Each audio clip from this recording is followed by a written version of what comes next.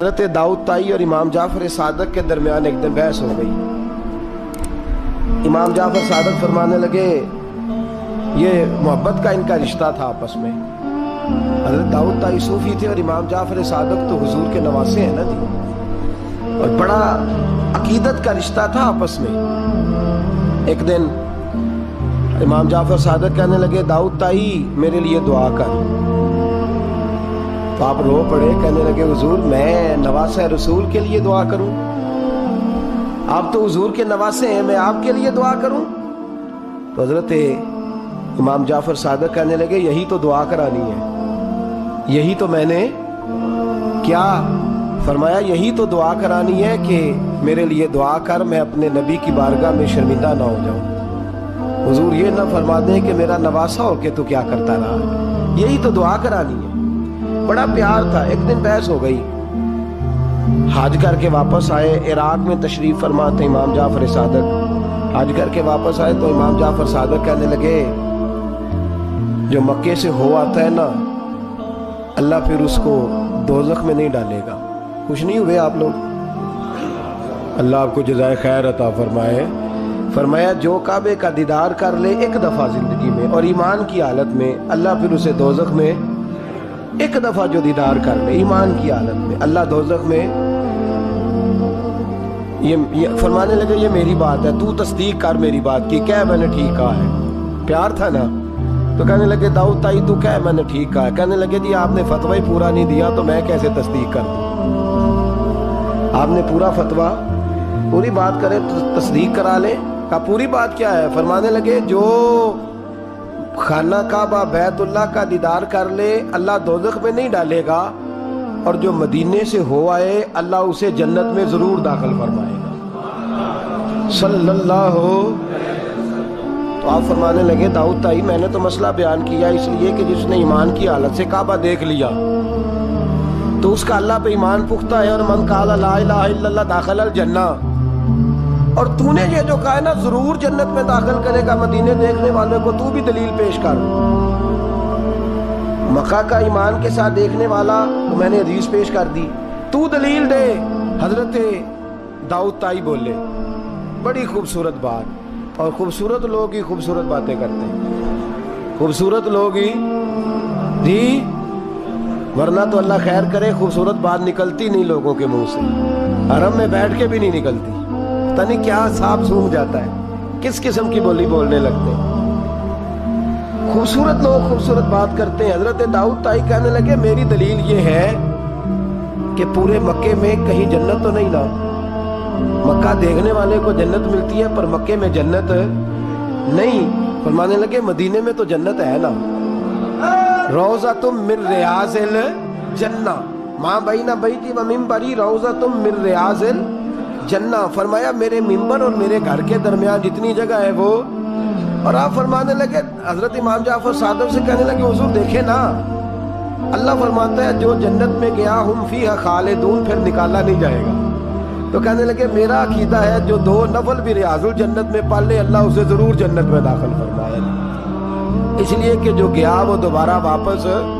حضرت ادریس علیہ السلام کی دوستی ہو گئی رضوان سے۔ رضوان جنت کے فرشتے کا نام ہے جس کے پاس چابی ہے جنت کی، دروازے پہ بیٹھے ہوتے ہیں، رضوان اس فرشتے کا نام ہے۔ تو حضرت ادریس کا یارانہ تھا، وہ ملنے آتے تھے جناب ادریس علیہ السلام کو۔ تو ایک دن حضرت ادریس کہنے لگے تو خود تو یہاں کی سیر کر جاتا ہے، مجھے کبھی کرائی نہیں،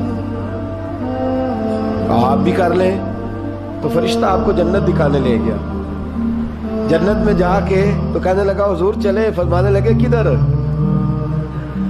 کہنے لگا واپس، فرمانے لگے میں نے جانا ہی نہیں۔ اس نے کہا کیوں؟ فرمانے لگے اللہ فرماتا ہے ہم فیہا خالدون، جو جنت میں آئے گا نکالا نہیں جائے گا، تو کیسے مجھے نکال سکتا ہے؟ کہنے لگے جناب آپ نے سیر کا کہا تھا۔ فرمایا سیر ہی ہے یہ، اس لیے کہ جنتی ساری عمر ہی سیر کریں گے، وہ سیر ہی کریں گے، سفر تو تھکا دیتا ہے بندے کو، یہ سیر ہی ہے۔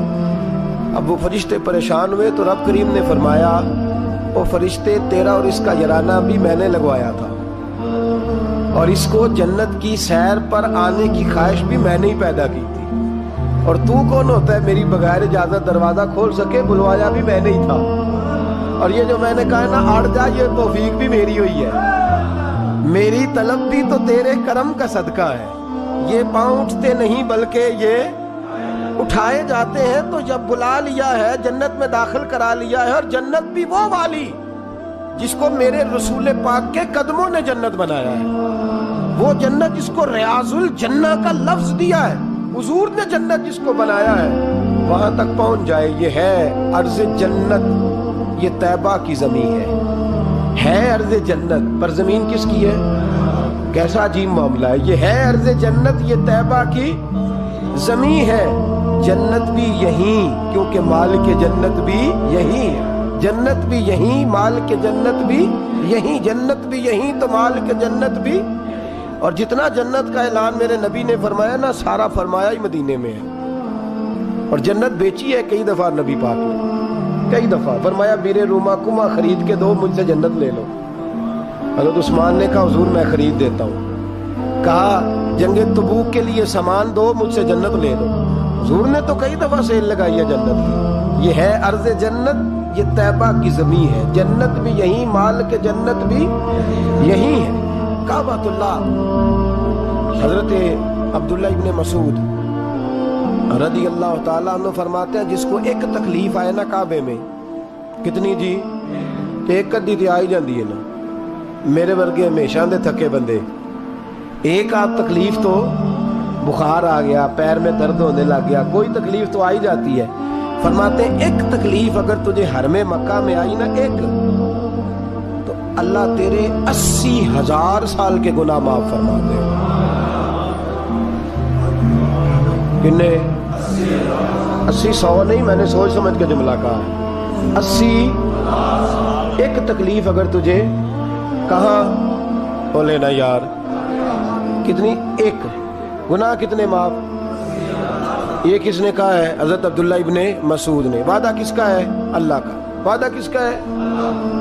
اگر مدینے چلے جائے تو میرے نبی پاک صلی اللہ علیہ وسلم کو پتا تھا لوگ میرے غلاموں کو دھکے بھی ماریں گے، مجنون اور پاگل بھی کہیں گے، ان کو بری نظروں سے بھی دیکھیں گے، کہیں گے یہ تو ہے ہی پاگل، بڑا کچھ ہوگا۔ واہ محبوب تیرے انداز میزبانی پہ قربان جائیں، کیسا بندوبست فرمایا، کیا انداز اختیار فرمایا۔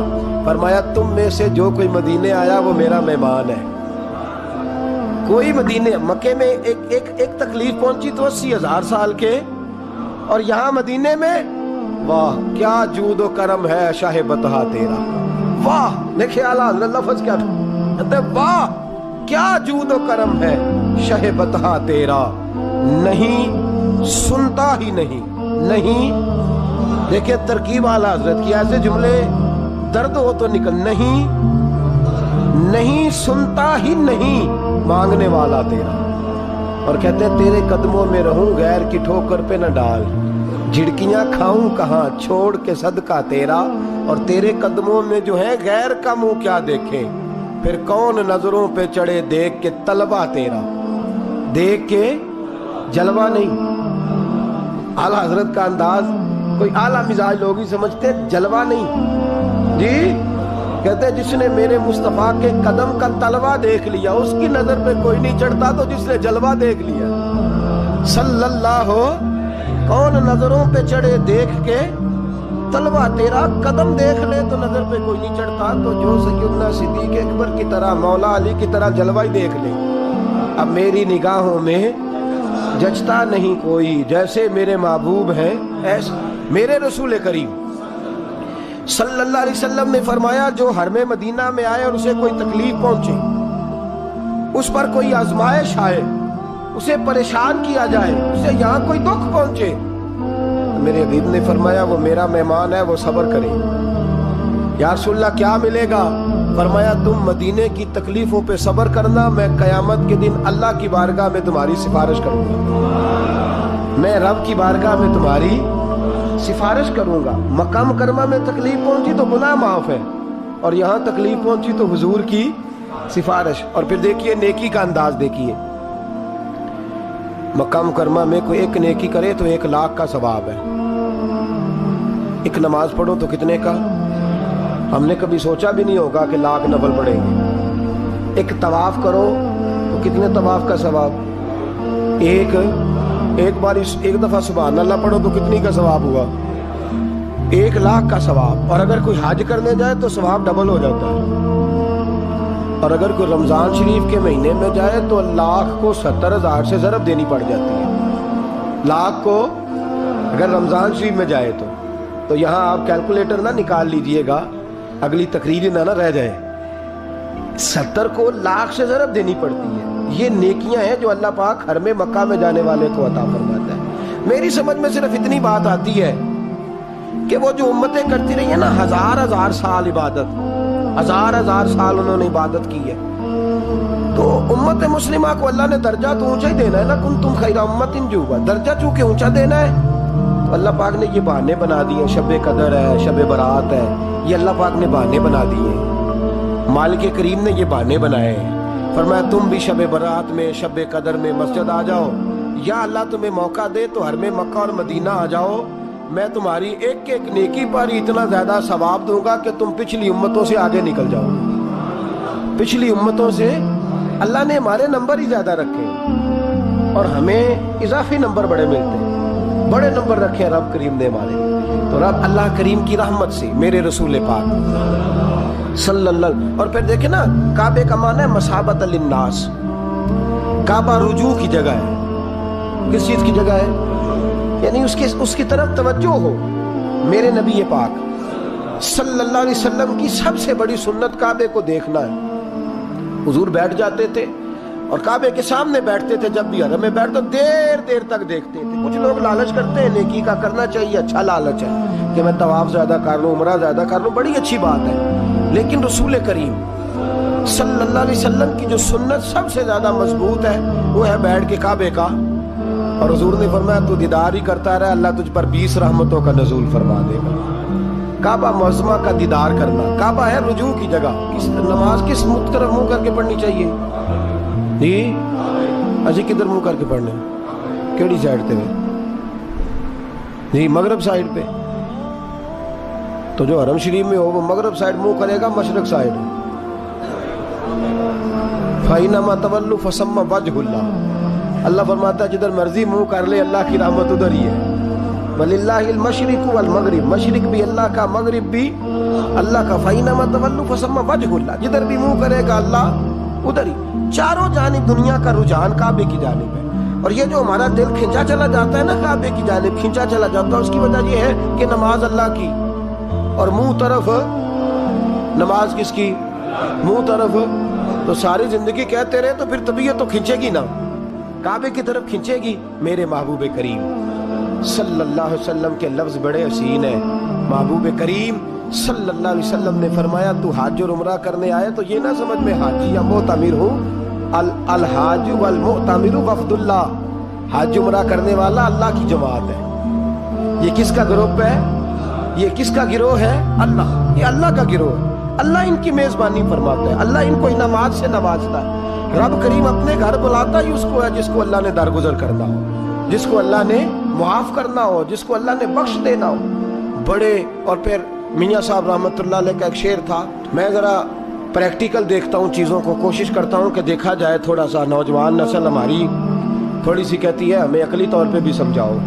تو میں فیلڈ کا آدمی ہوں تو تھوڑا تھوڑا مجھے پالنا پڑتا ہے، سوالوں کے جواب دینے ہوتے ہیں. تو میں ہر چیز کو اس کے اصل نقطہ نظر سے دیکھتا ہوں. تو میاں صاحب کا ایک فکرہ تھا، دوسرے والے کی تو سمجھ آتی تھی، پہلے والے کی نہیں آتی تھی.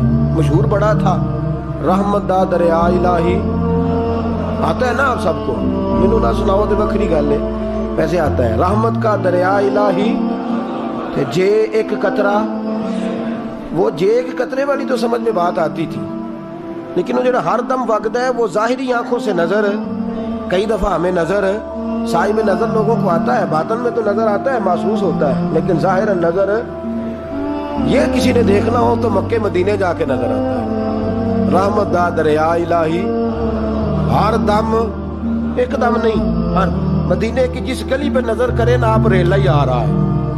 مکے کی جس گلی پہ نظر کریں وہ یہاں ایک جھوٹ بولتے ہیں ہمارے سیاستدان، کہتے ہیں یہ ٹھاٹھے مارتا سمندر، حالانکہ وہ نہر بھی نہیں ہوتی لوگوں کی.